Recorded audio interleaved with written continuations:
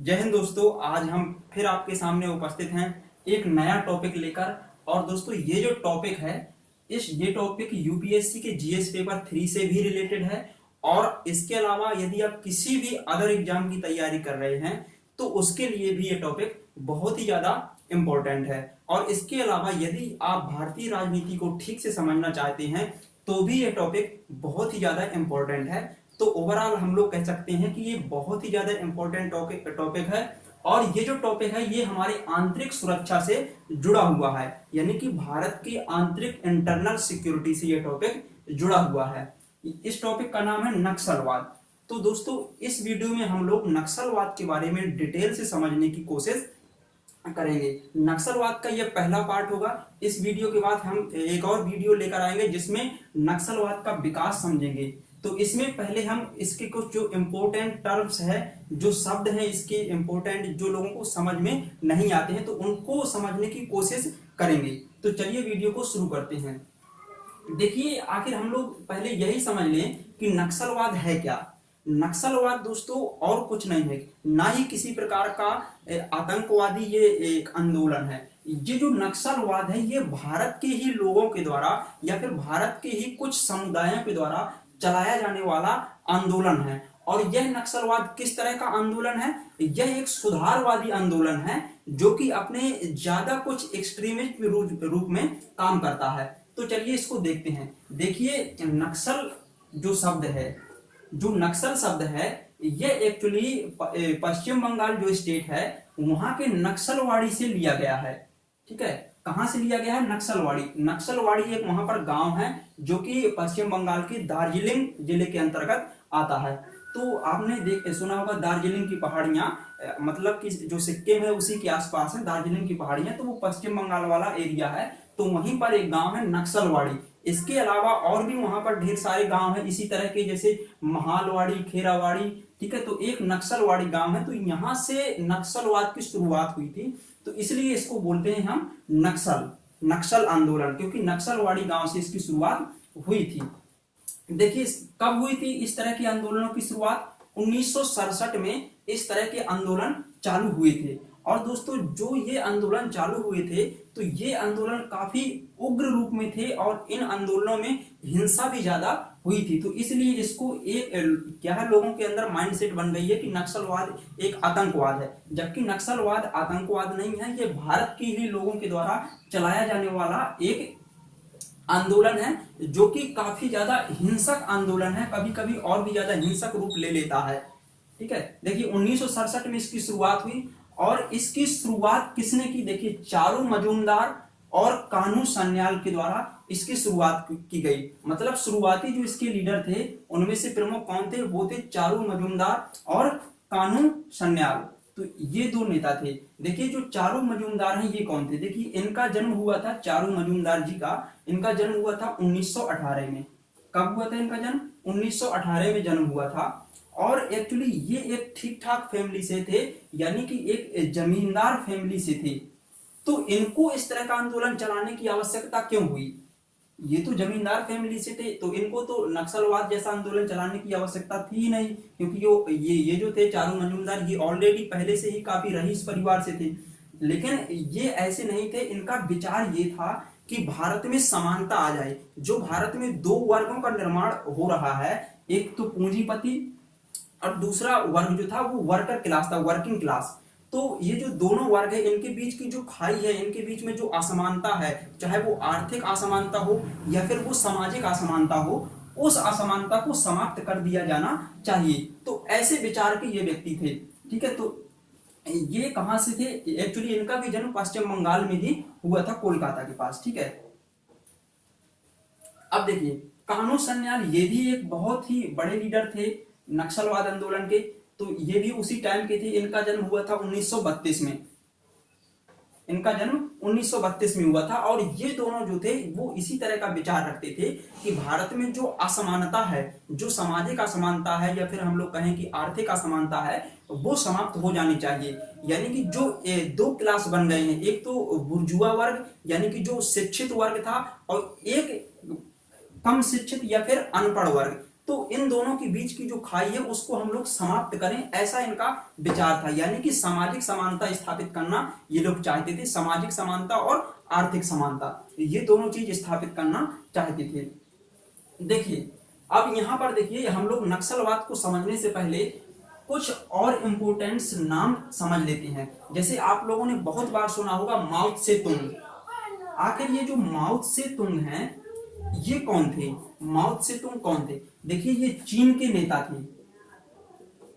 चीन के चीन में जो आंदोलन चला था वहां पर उसके एक प्रमुख क्रांतिकारी नेता थे ये माओ से तुंग। और इनका जन्म कब हुआ था? माओ से तुंग का 1893 में चीन में इनका जन्म हुआ था। देखिए ये जो माओ से तुंग थे ये एक्चुअली ये माओ से तुंग और लेनिन, लेनिन का नाम आपने सुना होगा, माओ से तुंग और लेनिन। लेनिन एक्चुअली रूस से थे और ये दोनों व्यक्ति माओ से तुंग और लेनिन ये मार्क्सवाद से ज्यादा प्रभावित थे। यानी कि जो कार्ल मार्क्स की विचारधारा है जिसको हम लोग साम्यवाद भी बोलते हैं मार्क्सवाद को, तो उसकी विचारधारा से यह ज्यादा प्रभावित थे। तो इसलिए ये भी चाहते थे कि जहां पर वो रहें या फिर जहां पर वो आंदोलन करें वहां पर सामाजिक समानता के लिए आंदोलन करते थे। देखिए चीन में एक्चुअली क्या था, जब इनका जन्म हुआ था माओ से तुंग का, तो वहां पर कई साल पुरानी, लगभग 2000 साल पुरानी सामंती राज व्यवस्था चलती थी। यानी कि चीन में सामंतवाद सबसे ज्यादा था इनके जन्म के समय पर। तो इन्होंने सामंतवाद को देखा और उस असमानता को भी देखा जो जब जहां पर इनका जन्म हुआ था, उन्होंने अपने जन्म से लेकर जब तक ये लीडर बने तब तक इन्होंने उस असमानता को देखा। तो इसके कारण इनके मन में एक विचार हमेशा आता था कि क्यों ना हम इस असमानता को समाप्त कर दें और एक सामाजिक समानता वाला एक राज्य की स्थापना करें। तो इस तरह से इनका भी यही विचार था। यानी कि ये भी कार्ल मार्क्स या फिर मार्क्सवाद या फिर साम्यवाद से प्रभावित थे, साम्यवाद की ओर जाना चाहते थे, साम्यवादी व्यवस्था को स्थापित करना चाहते थे। अब देखिए साम्य एक्चुअली चीन में हम लोग, मैं आपको बता दे रहा हूं कि चीन में अभी कौन सी पार्टी है? Communist party of China, CPC जिसको हम लोग बोल सकते हैं। चाइना में केवल एक ही पार्टी है, कम्युनिस्ट पार्टी ऑफ चाइना। और ये जो पार्टी है ये इसी सिद्धांत पर यानी कि साम्यवाद के सिद्धांत पर काम करती है। देखिए साम्यवाद क्या है? साम्यवाद एक्चुअली सामाजिक समानता स्थापित करना चाहता है। और इसी तरह से जो भारत की अवधारणा है उसको हम बोलते हैं समाजवाद। समाजवाद और साम्यवाद के बीच में क्या अंतर है? देखिए समाजवाद और साम्यवाद के बीच में अंतर है, ज्यादा अंतर नहीं है। दोनों का मतलब एक है, जो साम्यवादी विचारधारा है वह भी सामाजिक स्थापना करना चाहती है और सामाजिक समानता स्थापित करना चाहती है, और इसके अलावा जो समाजवाद है वो भी सामाजिक समानता स्थापित करना चाहता है। लेकिन जो साम्यवाद का रास्ता है सामाजिक समानता लाने का, वो रास्ता थोड़ी ज्यादा स्ट्रिक्ट है। यानी कि वो लोग आंदोलन के माध्यम से या फिर हिंसा के माध्यम से सामाजिक समानता स्थापित करना चाहते हैं। जबकि जो समाजवाद की विचारधारा है जो कि भारत में है, समाजवाद की विचारधारा भी सामाजिक समानता लाना चाहती है, लेकिन वो लोक कल्याण के माध्यम से सामाजिक समानता लाना चाहती है। तो ये आप लोग समझ चुके हो। अब देखिए यहाँ पर आप लोग साम्यवाद को भी समझ लीजिए। इसके पहले मैं आप लोगों को बता दूं कि देखिए जो माओ से तुंग थे ये 1921 में जो वहां पर पार्टी बनी थी चीन में, कम्युनिस्ट पार्टी ऑफ चाइना, उसमें शामिल हुई थे। कम्युनिस्ट पार्टी ऑफ चाइना का निर्माण कब हुआ था? 1921 में। और माओ से तुंग इसी पार्टी में शामिल हो गए थे और इन्होंने इस पर बहुत ही ज्यादा काम किया। तो ये उस टाइम पर फेमस भी बहुत ज्यादा हो गए थे माओ से तुंग। अब देखिए यहाँ पर साम्यवाद क्या है आखिर। देखिए साम्यवाद का जो विचार प्रतिपादित किया वो किसने किया? इसके प्रतिपादक थे कार्ल मार्क्स। कौन थे? कार्ल मार्क्स और फ्रेडरिक एंगल्स। ये दोनों व्यक्ति जर्मनी के थे। कहां के थे? जर्मनी के थे। कार्ल मार्क्स और फ्रेडरिक एंगल्स ये जर्मनी के थे। और देखिए साम्यवाद जो है इसको मार्क्सवाद के नाम से भी जाना जाता है। साम्यवाद को मार्क्सवाद के नाम से भी जाना जाता है। तो इसको भी देखिए, इसका उद्देश्य क्या है साम्यवाद का आखिर? देखिए साम्यवाद का उद्देश्य है एक वर्ग विहीन समाज की स्थापना। देखिए साम्यवाद का उद्देश्य क्या है? वर्ग विहीन समाज की स्थापना। आप लोगों को पता होगा कि भारतीय समाज में हो या फिर किसी भी समाज में हो, दो प्रकार के वर्ग होते हैं। एक तो होता है पूंजीपति वर्ग और दूसरा होता है एक लोअर क्लास का वर्ग जिसको हम लोग बोल सकते हैं कि वर्किंग क्लास। यानी कि कैपिटल क्लास और वर्किंग क्लास। तो ये दो प्रकार के वर्ग होते हैं। तो साम्यवाद की विचारधारा का मानना क्या है? इस विचारधारा का मानना है कि जो ये दो वर्ग हैं ये समाप्त हो जाएं और पूरा समाज एक समान हो जाए, यानी कि समाज में जो आर्थिक व्यवस्था है और सामाजिक व्यवस्था है उसमें ज्यादा समानता आ जाए। तो साम्यवाद का मुख्य उद्देश्य यही है। तो आप लोग ये समझ गए होंगे। देखिए यहाँ पर एक वर्ड और ज्यादा फेमस रहता है, वामपंथ। आपने बहुत ज्यादा सुना होगा, जैसे कन्हैया कुमार की जब आप स्पीच सुनते हैं तो वहां पर वामपंथी विचारधारा आपको ज्यादा दिखाई देगी। और बार बार ये लेफ्ट विंग यानी कि वामपंथ, वामपंथ को इंग्लिश में क्या बोलेंगे? Left wing. तो ये शब्द बहुत ही ज्यादा आप लोगों को सुनने में आता होगा। तो ये समझ लीजिए क्या है वामपंथ।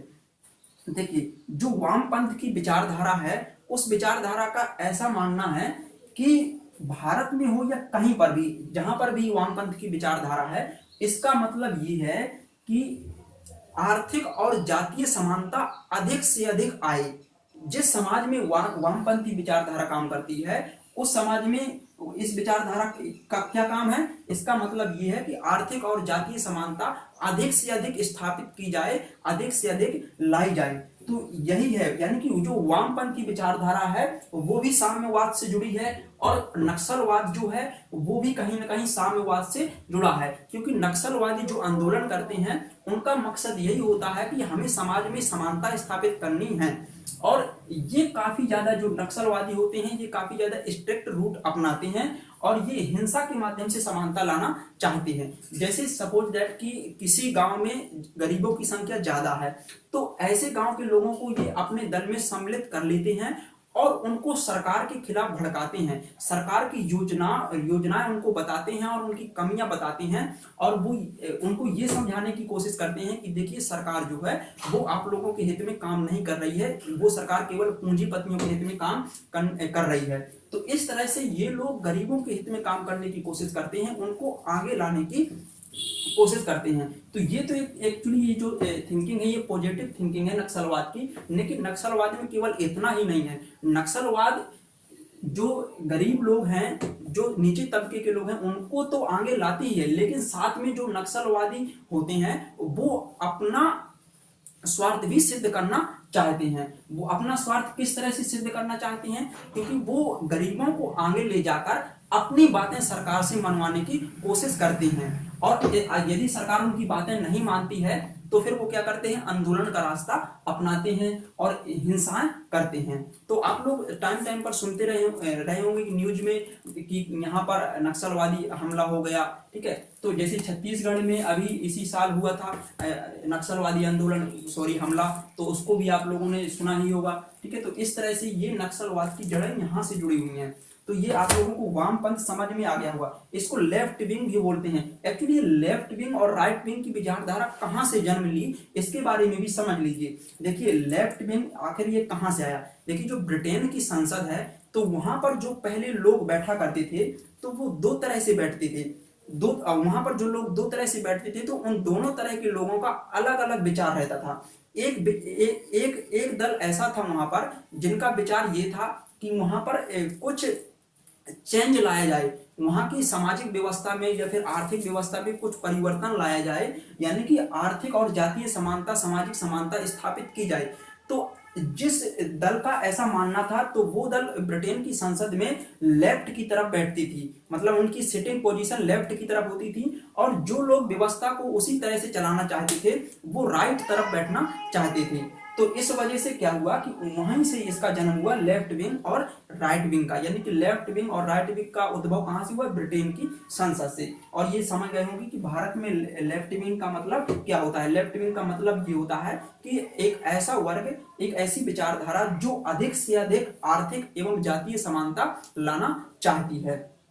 तो दोस्तों इस वीडियो में हम लोग इतना ही पढ़ेंगे और इसके अगला वाला जो इसका वीडियो आएगा उसको हम देखेंगे। उसमें हम लोग देखेंगे कि नक्सलवाद का विकास किस तरह से हुआ और उसकी प्रमुख घटनाएं, उसके प्रमुख चरण कौन कौन से रहे हैं। तो इस वीडियो में देखिए यहाँ पर हम लोगों ने देखा माओ त्से-तुंग साम्यवाद की विचारधारा, समाजवाद की विचारधारा, इसके अलावा वामपंथी विचारधारा क्या कहलाती है, ठीक है। और इन मतलब कुछ फेमस जो वर्ड हैं, फेमस टर्म्स हैं, उनके बारे में हमने समझने की कोशिश की है। तो जल्दी ही मिलते हैं नेक्स्ट वीडियो में, और उस वीडियो में हम लोग पढ़ेंगे कि नक्सलवाद का विकास भारत में किस तरह से हुआ। तो बने रहिए हमारे साथ, तब तक के लिए जय हिंद।